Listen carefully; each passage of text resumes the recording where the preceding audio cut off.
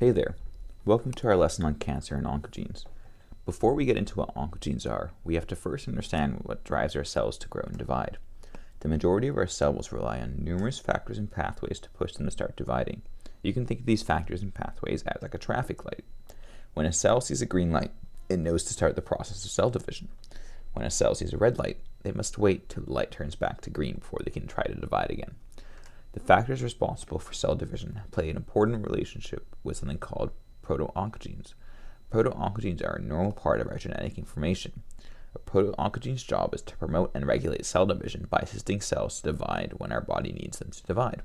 You can think of a proto-oncogene as like a crossing guard. When the proto-oncogene crossing guard says that cars can go, it's like the proto-oncogene in our body saying that cells can start to divide.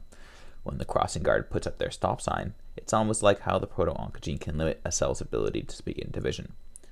Now that we've established what proto-oncogenes are, let's talk about the real issue, when proto-oncogenes turn into oncogenes. An oncogene is a mutated version of a proto-oncogene that is not present in our normal cell, but can be present in cancerous cells.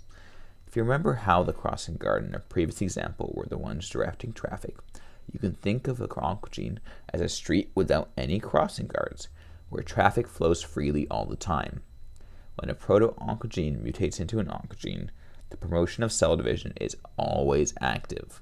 The mutation and activation of an oncogene can lead to the growths we see in cancer.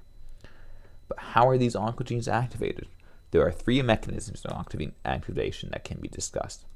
A gain-of-function mutation is when a portion of our DNA is referred to as a codon, gains a mutation that converts the original codon segment of DNA from a proto-oncogene to an oncogene. This change can now lead the now mutated oncogene to gain additional effects, such as an increase in cell growth signaling. The second process is referred to as gene amplification.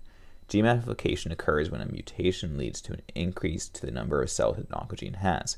For example, a proto-oncogene has two copies of a gene sequence A. When gene amplification occurs, this gene sequence A jumps to 8 copies. This sequence and increase on the amount of genes a cell has can contribute to the increase of growth of cancer in the body.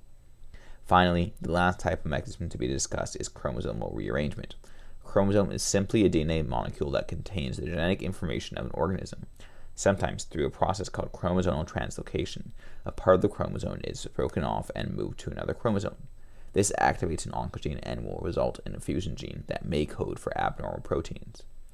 However, even though single mutations can be oncogenic, multiple mutations are required for a cancerous transformation.